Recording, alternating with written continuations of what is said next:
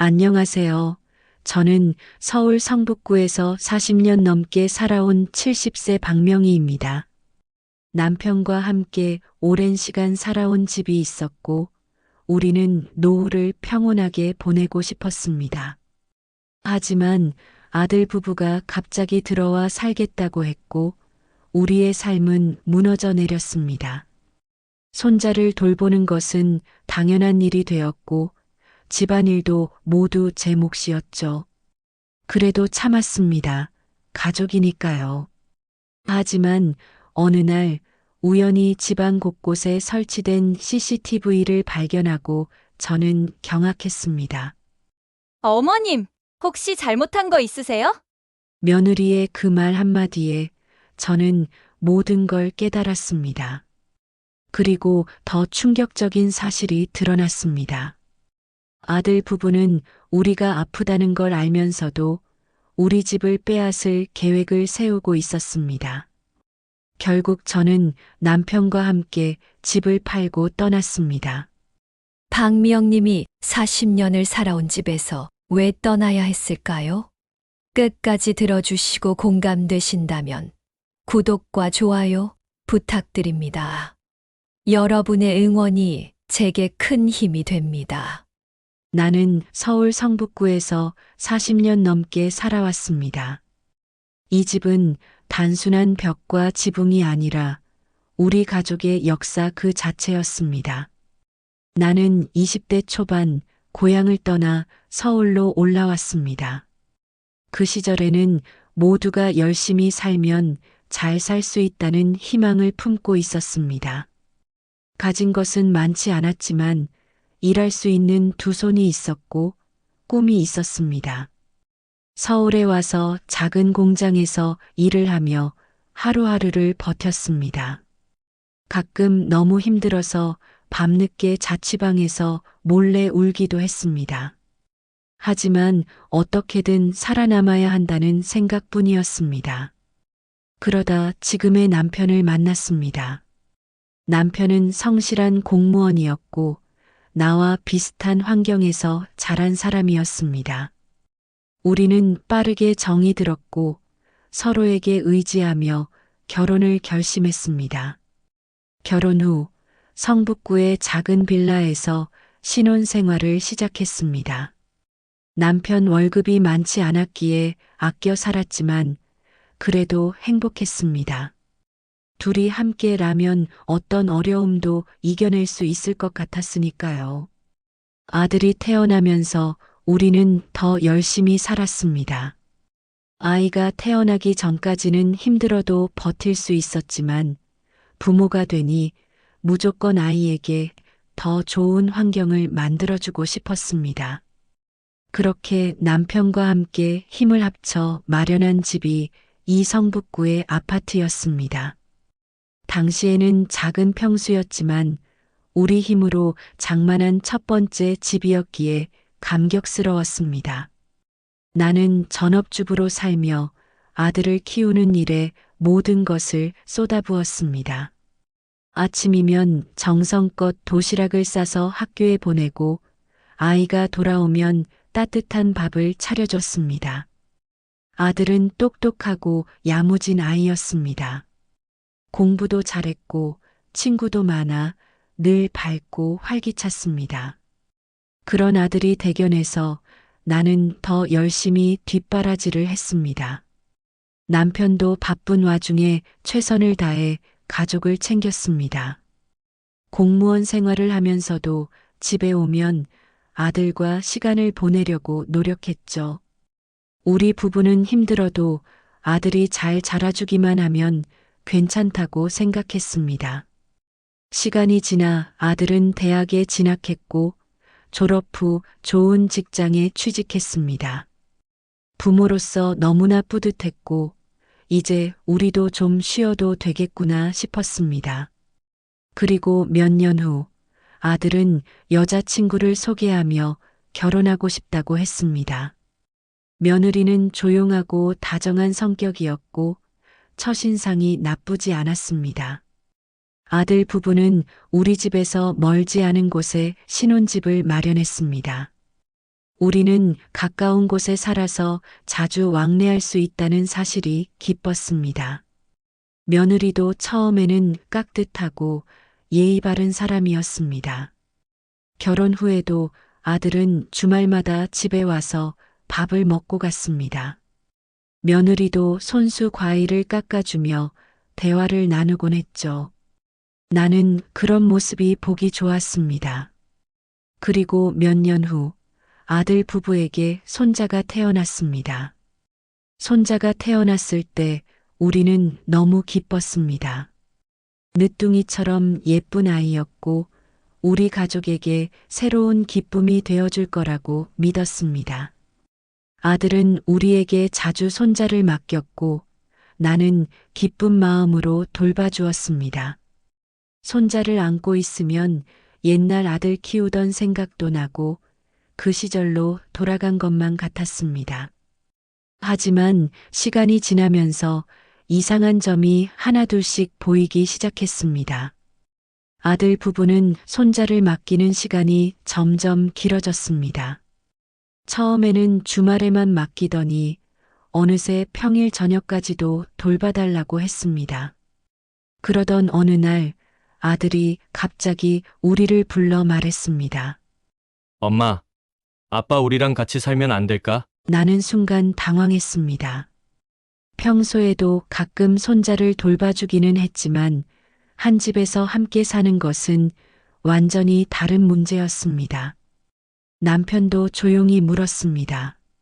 갑자기 왜 그러는 거야? 너 이 집도 있는데. 아들은 머뭇거리다가 말했습니다. 솔직히 요즘 회사 사정이 안 좋아서 경제적으로 힘들어. 게다가 아기도 봐줄 사람이 없고 엄마 아빠랑 같이 살면 우리도 좀 더 안정적일 것 같아서. 나는 순간 망설였습니다. 부모니까 도와주고 싶었습니다. 하지만 마음 한편에는 어쩐지 불길한 예감이 들었습니다. 그러나 결국 아들 부부와 함께 살기로 결정했습니다. 이때까지만 해도 이것이 우리의 삶을 완전히 뒤흔들 결정이 될 줄은 꿈에도 몰랐습니다. 아들 부부와 함께 살기로 한 후 집안의 분위기는 급격히 변하기 시작했습니다. 처음에는 함께 사는 것이 오히려 즐겁게 느껴졌습니다. 아침이면 손자를 안고 나와 할머니 하고 웃어주는 모습에 마음이 녹았습니다. 며느리도 처음에는 어머니, 제가 도와드릴게요. 하며 부엌일을 거들었습니다. 하지만 그것도 잠시뿐이었습니다. 한 달도 지나지 않아 모든 집안일과 육아는 내 몫이 되어 있었습니다. 아들은 직장일이 바쁘다며 집안일에는 손을 놓았고 며느리는 피곤하다며 일찍 방으로 들어가거나 핸드폰만 보고 있었습니다. 그러던 어느 날 저녁을 다 차려놓고 며느리에게 조용히 말을 건넸습니다. 오늘 많이 피곤한가 보구나. 내일 저녁같이 준비하면 어때? 며느리는 살짝 미소를 짓더니 대수롭지 않게 말했습니다. 어머니, 저는 요리하는 게 익숙하지 않아서요. 어머니가 해주시는 게 제일 맛있어요. 그 말을 듣는 순간 가슴속에서 무언가 답답하게 차올랐습니다. 나는 며느리를 도와주고 싶었지만 그 아이는 내가 하는 걸 당연하게 여기고 있었습니다. 그러면서도 손자를 볼 때만큼은 살며시 웃었습니다. 아기는 아직 아무것도 모르는 순수한 존재였으니까요. 하지만 나는 몰랐습니다. 그때부터 우리 부부는 점점 감시당하고 있었다는 사실을. 어느 날 거실 청소를 하다가 우연히 TV 뒤쪽에서 작은 카메라 하나를 발견했습니다. 이게 뭐지? 나는 순간 이상한 느낌이 들어 주위를 둘러보았습니다. 그리고 거실, 부엌, 심지어 현관 앞에도 작은 CCTV가 설치되어 있었습니다. 온몸이 얼어붙는 기분이었습니다. 그날 밤 남편과 나는 아들에게 물었습니다. 이거 내가 설치한 거니? 아들은 아무렇지도 않게 대답했습니다. 아, 그거.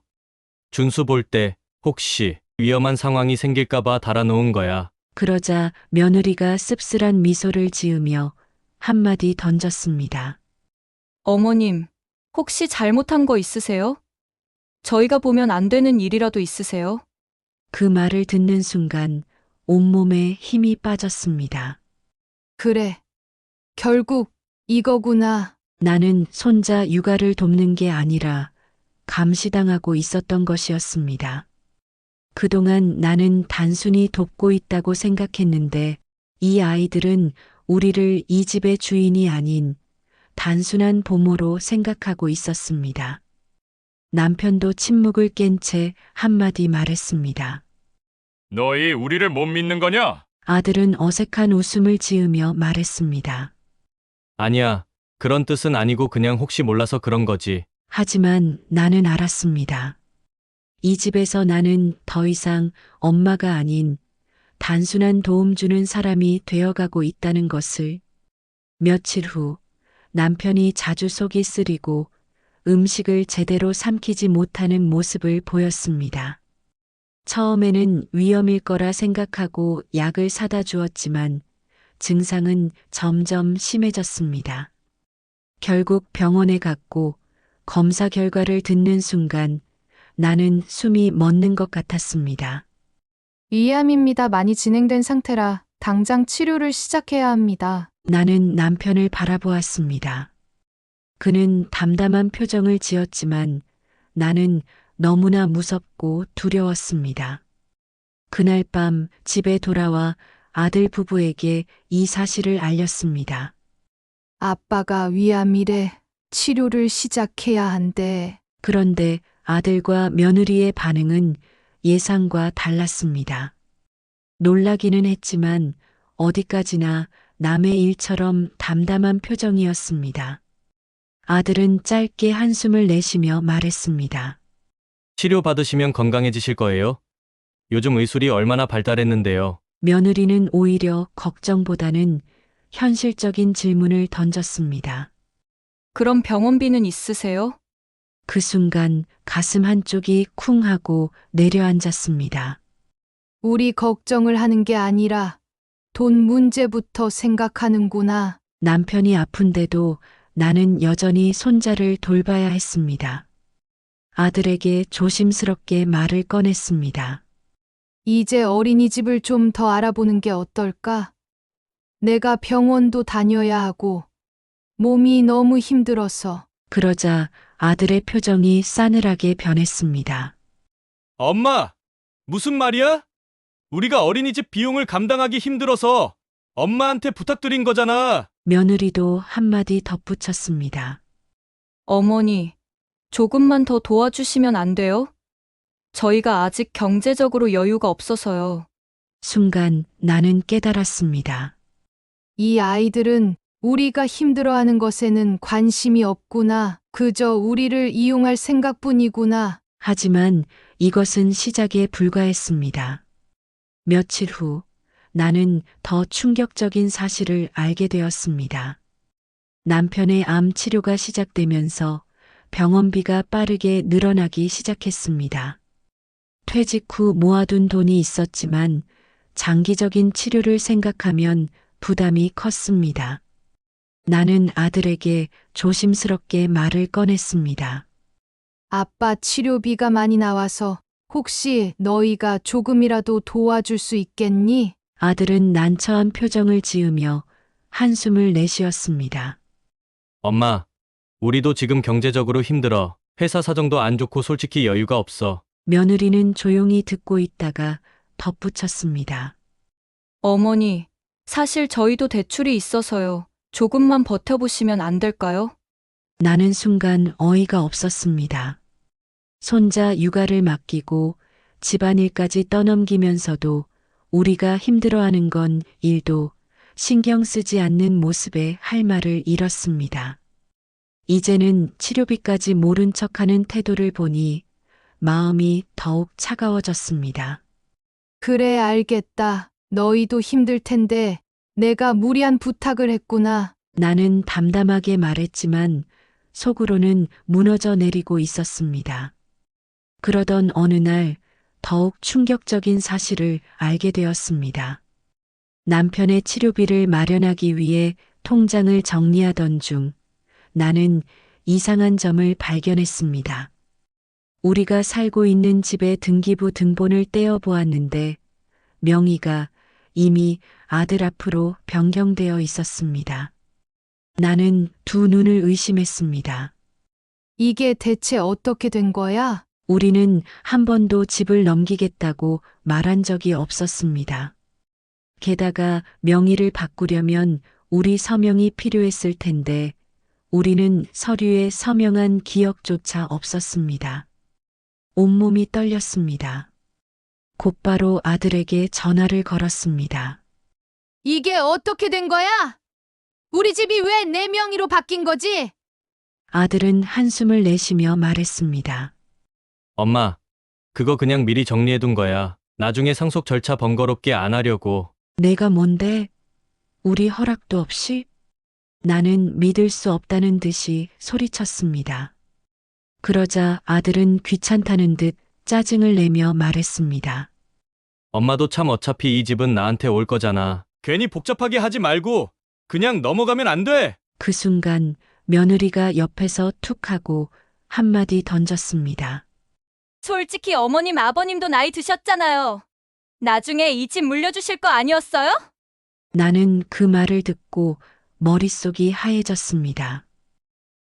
뭐, 며느리는 태연하게 말을 이어갔습니다. 어차피 저희한테 올 거잖아요. 그래서 미리 준비한 거지. 나쁜 뜻은 없어요. 순간 참아왔던 감정이 터져나왔습니다. 누가 그러냐?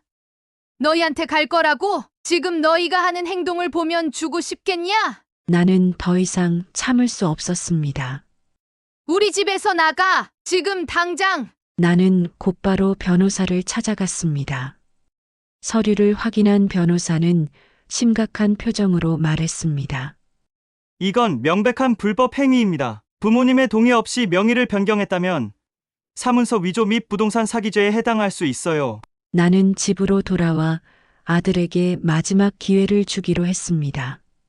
내가 솔직하게 말하면 경찰에 신고하지 않겠다. 하지만 지금 당장 명의를 되돌려놔. 그렇지 않으면 법대로 하겠다. 그러자 아들은 당황하며 머뭇거리다가 결국 무릎을 꿇었습니다. 엄마, 제발 신고만은 하지 마. 그럴 생각은 아니었어. 그냥 우리 가족이니까 괜찮을 줄 알았어. 나는 차갑게 쳐다보며 말했습니다. 가족이라면서 어떻게 이런 짓을 할 수 있어? 남편도 힘겹게 입을 열었습니다.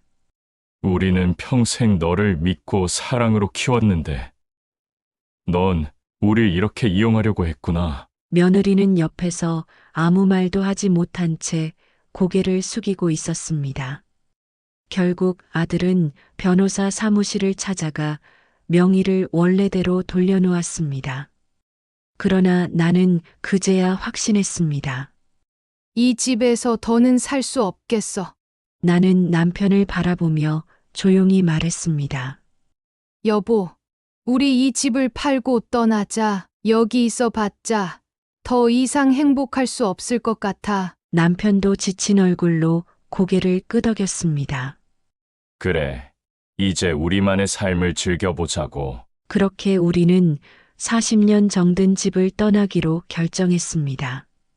집을 팔기로 결정한 후 나는 텅 빈 거실을 한동안 바라보았습니다. 벽 한쪽에는 아들의 어릴 적 키를 재던 흔적이 남아 있었습니다. 부엌 한편에는 남편과 함께 요리하며 쌓인 작은 기스들이 남아 있었습니다. 이 집에서 웃고 울고 사랑하고 싸웠던 수많은 기억들이 스쳐 지나갔습니다. 정말 이제 떠나는구나. 나는 손으로 벽을 쓰다듬으며 속삭였습니다. 남편은 말없이 내 어깨를 토닥였습니다. 우리는 말하지 않아도 알 수 있었습니다. 이제는 놓아줘야 한다는 것을. 그날 밤 아들은 마지막으로 우리를 붙잡았습니다. 엄마, 아빠 그래도 같이 살면 안 돼. 나는 고개를 저었습니다. 이제 우리도 우리만의 삶을 살아야겠다. 너희도 너희대로 잘 살아라. 며느리는 아무 말도 하지 않았습니다. 그녀도 이제는 모든 것이 끝났음을 알고 있었습니다. 이사하는 날 아침부터 짐을 정리하느라 정신이 없었습니다. 짐을 하나하나 정리하면서 추억도 함께 정리하는 기분이 들었습니다. 마지막 짐을 다 싣고 나는 남편과 함께 거실에 앉았습니다. 우리 부부는 40년 동안 함께한 이 집을 떠나기 전에 마지막으로 차 한 잔을 마시기로 했습니다.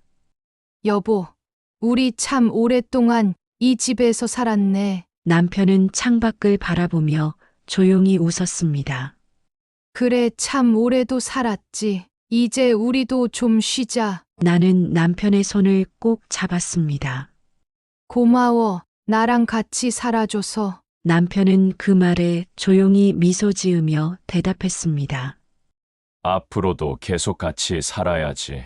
그렇게 우리는 40년의 기억을 가슴에 묻고 그 집을 떠났습니다. 이사 온 지 벌써 몇 달이 흘렀습니다. 전원주택에서의 삶은 기대 이상으로 평화롭고 행복했습니다. 아침이면 남편과 함께 마당에 나가 꽃을 가꾸고, 점심이면 마을 사람들과 함께 장을 보고, 저녁이면 두 손 꼭 잡고 산책을 하며 하루를 마무리했습니다. 더 이상 손자 육아에 지칠 일도, 감시당할 일도, 이용당할 일도 없었습니다. 우리는 비로소 자유로워졌습니다. 가끔 아들에게서 연락이 오기도 했습니다. 예전처럼 자주 연락하지는 않았지만 이제는 그게 더 편했습니다. 엄마, 잘 지내세요? 그래. 잘 지낸다. 너도 잘 지내라. 이제는 집착하지도 원망하지도 않습니다. 그저 우리만의 삶을 살아갈 뿐입니다. 나는 깨달았습니다. 가족이더라도 희생이 당연한 것이 되어서는 안 된다는 것. 어떤 관계든 서로를 존중해야 한다는 것. 그리고 무엇보다 나 자신을 위한 삶도 소중하다는 것.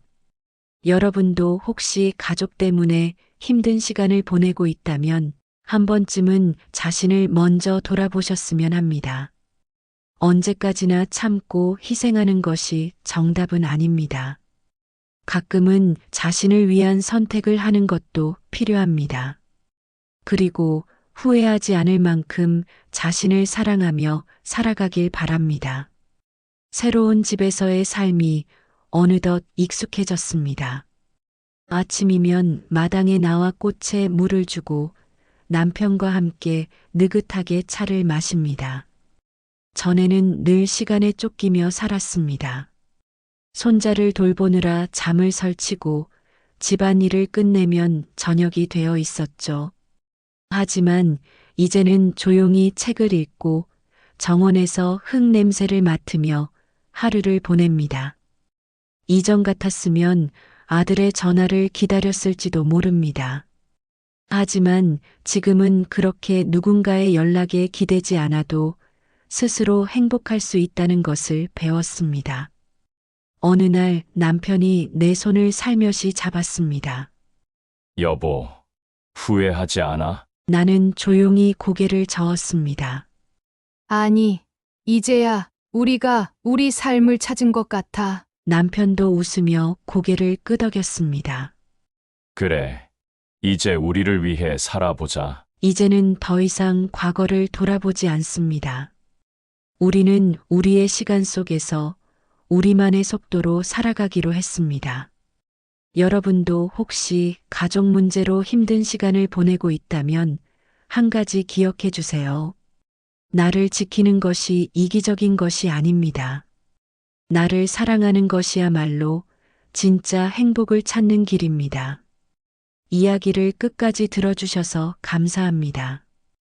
혹시 저와 같은 경험을 하신 분들이 계신가요? 여러분이라면 같은 상황에서 어떻게 하셨을까요? 댓글로 여러분의 의견을 나눠주세요. 이 이야기가 조금이라도 위로가 되셨다면 구독과 좋아요 부탁드립니다. 이 영상을 보신 모든 분들의 앞날에 건강과 행복이 가득하시기를 바랍니다.